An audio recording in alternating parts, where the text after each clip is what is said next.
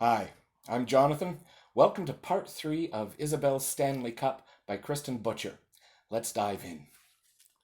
Chapter 5. A Good Idea. It was time for the Saturday afternoon hockey game. The Ossington team was playing the Seneca boys again. Isabel wasn't sure if she was looking forward to it or dreading it. Her brother's team had been practicing really hard, but what if the other team played dirty again? The game started well. Good, clean hockey. Up and down the ice they went. Both sides had their chances, but into the second half of play, neither team had scored. Isabel's fingers were crossed inside her mittens. "Come on, boys! You can do it!" Then Matt got the puck. He only had to get past one Seneca player, and he'd have a clean shot at the goal. "Come on, Matt! Come on, Matt!" Isabel cheered. "Skate hard! Go fast! You can beat him!" But instead of turning on the speed, Matt tried to stick handle his way around the other player. He tried to make the Seneca boy go one way while he went the other. It almost worked, too, but the Seneca player stuck out his leg and tripped Matt as he skated by. Matt went down hard. When he didn't move, the other boys on the Ossington team hurried to see if he was hurt. That's when the Seneca team grabbed the puck, skated to the other end, and scored. Alexander protested, but it didn't help. As far as the Seneca team was concerned, it was a good goal. The game ended soon after that, and since no one else had scored, Seneca won again. "We're never going to beat them," Billy grumbled as he took off his skates. "Not with an attitude like that, we won't," Alexander said. "Not if they keep cheating, you mean," Isobel said. "Those boys play so dirty. We need a referee to keep things fair. I bet the teams trying for Lord Stanley's Cup won't be allowed to cheat." "Do you think Seneca could actually win without cheating?" Billy asked. "We may never know," Matt sighed. Unless... Isobel had an idea. "Unless what, Isobel?" Alexander said. "Unless we have a challenge tournament of our own. We could get some of the fathers to referee. They'll make sure the Seneca boys play fair." "And what are we going to use for a prize?" John asked. "You can't have a tournament without something to win. Lord Stanley isn't going to buy another silver cup and donate it to us." "Don't you worry about the prize, John Harkness," Isobel said. "I'll take care of that. The important thing is to set up the challenge games. We'll be the last team that's challenged." "Do you think that's fair?" Alexander said. Isobel shrugged. "Someone has to be last. Why not us? We're putting up the prize, and it's our idea." Alexander nodded. "That's true." "So how do we decide the order of the other challenges?" Freddie asked. "We can draw names," Isobel suggested. "How many teams are there altogether?" "6, I think," Billy said. "Seneca, of course," said Matt. "And the Bank Street boys," John added. "Don't forget Grosvenor and Wendover," Freddie chimed in. "And Hopewell," his twin reminded him. Billy screwed up his forehead and thought, "That makes 5. There's one more, I'm sure of it." "Yes, Billy, you're right," Alexander said. "There is one more." He paused, and then his face broke into a huge grin. "Ossington Avenue! Us!" Everyone burst out laughing. Billy blushed and smiled sheepishly. "Oh yeah, I forgot." Chapter 6. Mama to the Rescue. Isobel had told the boys she would find a prize for the Hockey Challenge tournament. That was turning out to be a harder job than she had expected. First, she looked through her own things. She had quite a few dolls and would have happily used one for the prize, but she was fairly certain none of the boys would want a doll, not even if she dressed it to look like a hockey player. Then she thought of donating one of her books, but they were all for girls, and there were no girls on any of the teams. The only thing that might have made a suitable prize was Isobel's Punch and Judy board game, but 2 of the playing cards were missing, so that was no good either. Next, Isobel hunted through her brother's things.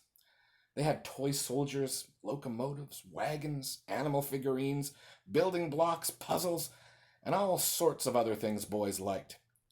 But what would be the point of winning the tournament if they were only going to get back what they already had? No, she was going to have to come up with something else. Isobel thought of Lord Stanley's cup. She needed a prize like that. But where could she get one?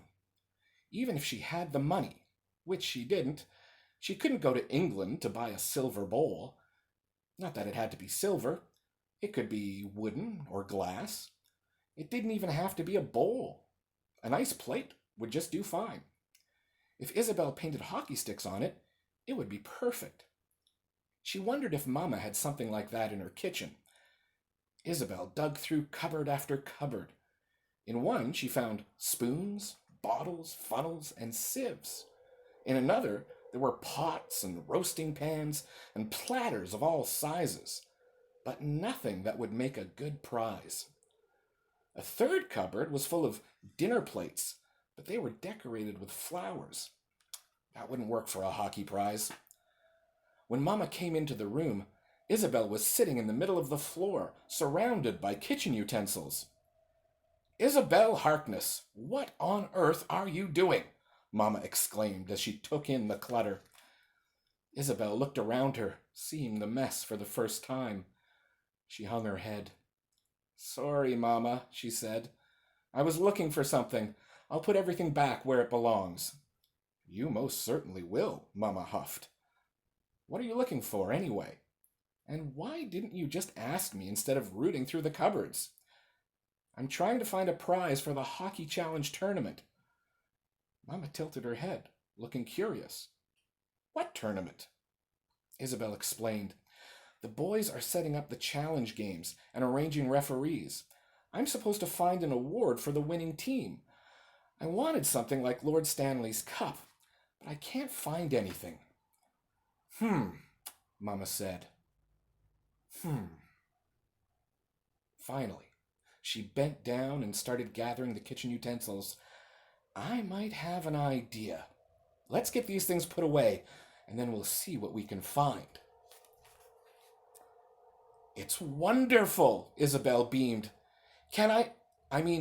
May I really have it for the prize?" Mama examined the two-handed silver sugar bowl from various angles. "It's tarnished," she said. "It needs a good polishing, that's for certain. And it's small, nowhere near as large as Lord Stanley's cup. But if you think it'll do the trick, Isobel, you're welcome to it. I don't have the matching creamer, so the sugar bowl is no use to me." She held it out. "Here you go. Now all you have to do is polish it. Let's get you set up." Mama boiled some water and poured it into a large china bowl. Into that, she spooned some baking soda and scraped in some dish soap. Then she whisked the water and soap until bubbles appeared. "All right, Isobel," she said. "Place the sugar bowl in the water. But be careful, it's hot." "Now what?" Isobel asked when the sugar bowl was submerged. "Just watch," her mother said, swishing the water. After a few minutes, Isobel said, "The water is getting dirty." "So it is," Mama smiled. "But I think it could use a bit more help." She went down to the cellar and returned with a jar of lemon juice and another of vinegar. Then she poured a little of each into the bowl of water. "Oh!" Isobel exclaimed as the water began to fizz. "What's it doing?" "It's eating away the tarnish on the sugar bowl," Mama explained. Once she deemed the bowl was clean, she gave Isobel a soft, clean cloth. "You can shine it up with this," she said. "It's beautiful," Isobel murmured when she was done. "Yes, it is," Mama agreed. "Now it only needs a base to stand on. I think I know just the thing." Down to the cellar she went again. When she came back, she had a pyramid of wooden blocks. "It's the base of an old lamp," she said. "I've always disliked it, but it's perfect for your challenge cup to sit on. We'll just paint it up and glue the sugar bowl on top." She placed the sugar bowl on the pyramid and held it up in the air. "What do you think?" Isobel grinned and clapped her hands. "It's perfect." And that is the end of Chapter 6. Join us again tomorrow, where we'll be reading the next 2 chapters of Isobel's Stanley Cup.